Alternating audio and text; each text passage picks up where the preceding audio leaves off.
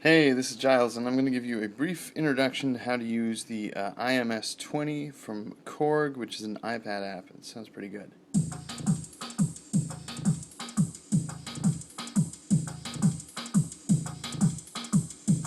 So that's something original I cooked up on this thing. There are actually much better things in here that you can get that it comes with, like this one.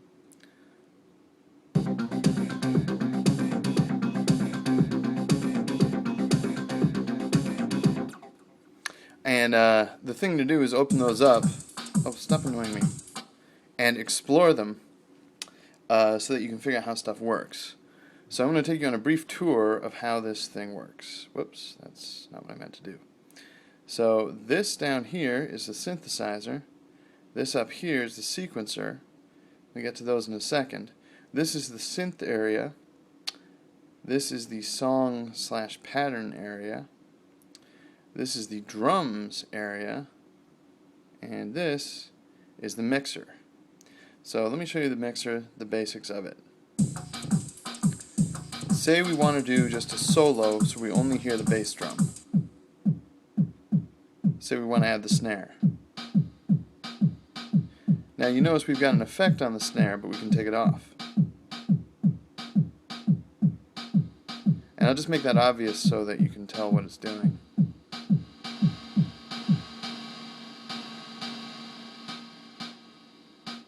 So here it is without the effect, and there it is with the effect. But let's dial that back because it's a little bit of overkill.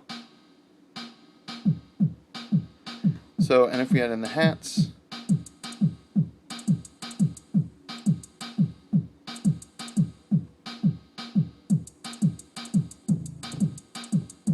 and there's the bass. Now, something unusual about the bass here is that it's actually listed as drum 4. And this here, this is listed as drum 6. But it's actually also the synth. And this is the synth playing a drum sound, drum 4. Actually, all of the drums are coming from the synth. And there's one listed here, which is listed synth. It says synth 1 and then drum 1 through 6. In actuality, when you're dealing with the drums, you're dealing with a synth, but you're dealing with a smaller range of functionality. When you're dealing with a synth, this channel here, this has access to the full range of functionality on the synth.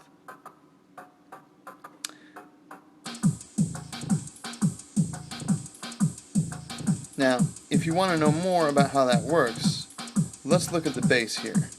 In the drum area, hold on.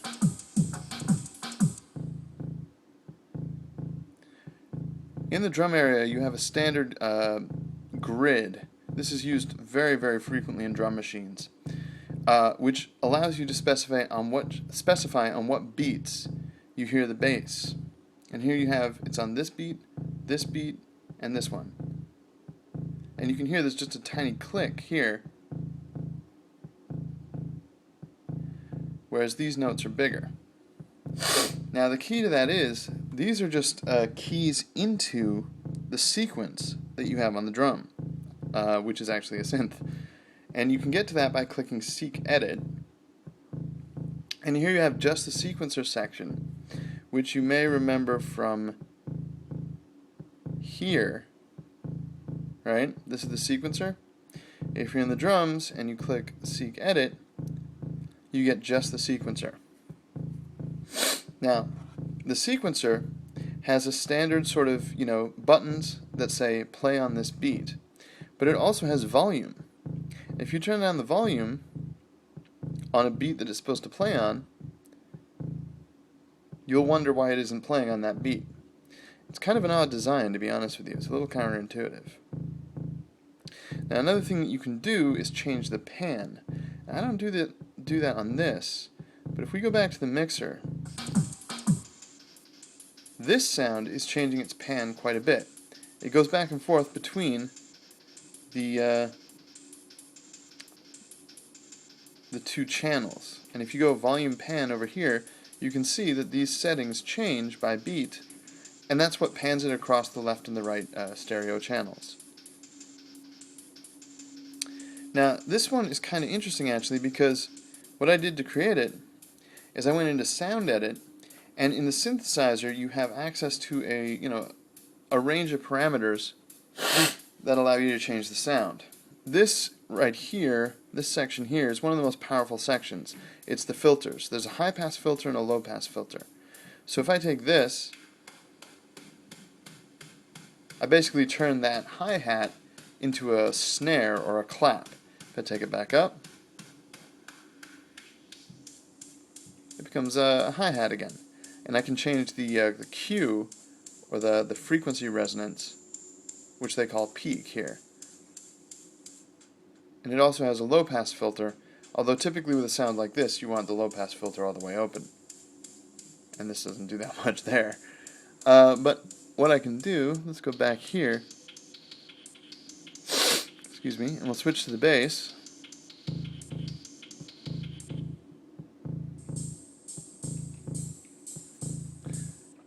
Anyway, we're going to the synth edit on the bass, and you'll notice that it doesn't play the pattern when you're in synth edit. It just plays a default note. So you have to use your imagination a little. But if you change these filters,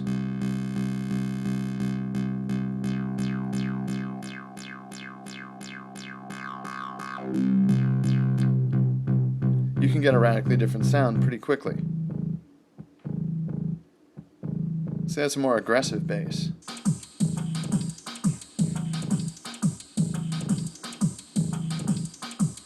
Kind of like it, but you know what? I'm going to change this again. This here. Let's go in and change that again to something completely different. We'll go to Sound Preset. Open that sucker up. Click. There we go. And well, we got one of these.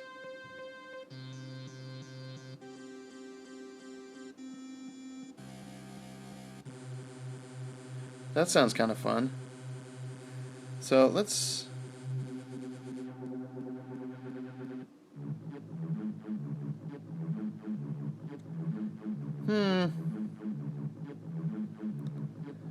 So that's all right.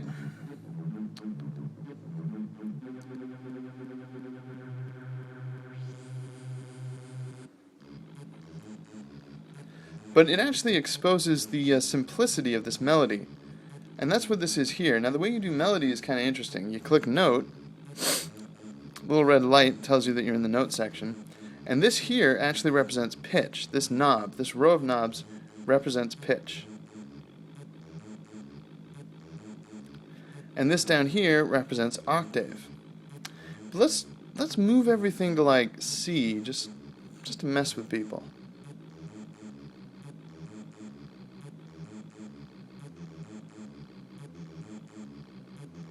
I don't know, this doesn't sound so good.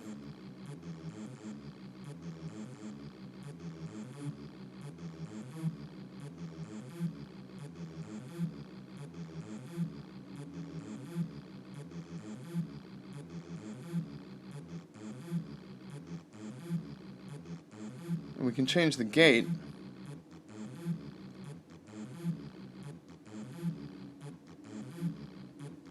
It still doesn't sound so great. So let's go back into the sound.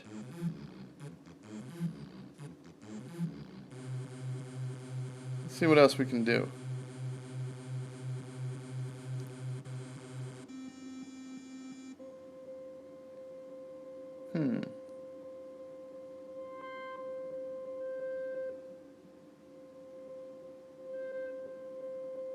Well, that might work. Whoops. Wrong button. That's the save. I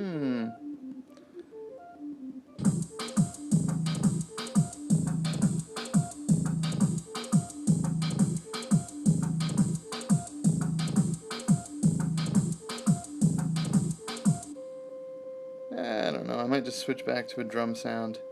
So if I come in here, or maybe here, let's see what we got. That'll work. Now, let's focus on the synth for a minute.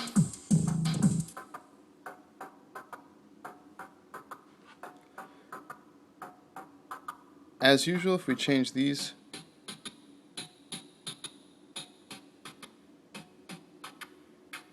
we change the sound we're working with. But there's a lot of options.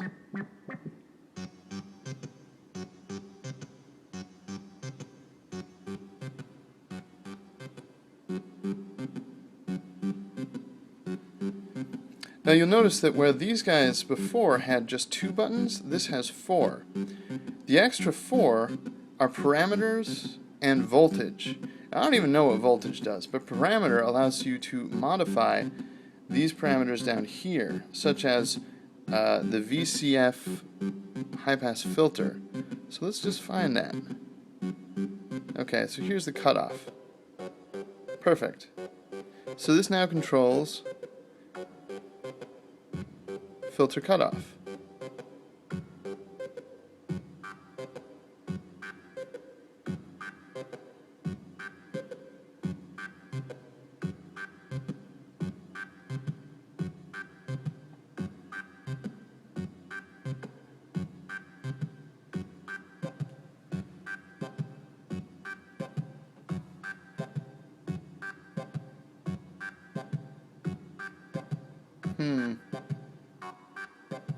Yeah, that's good enough. And on this, we can do the same thing for the low-pass filter.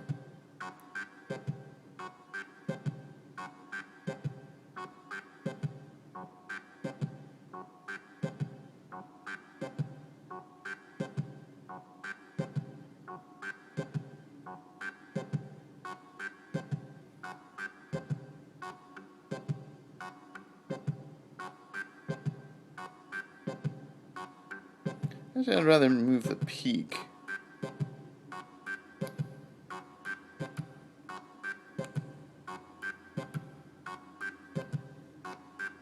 Yeah, that's kind of boring.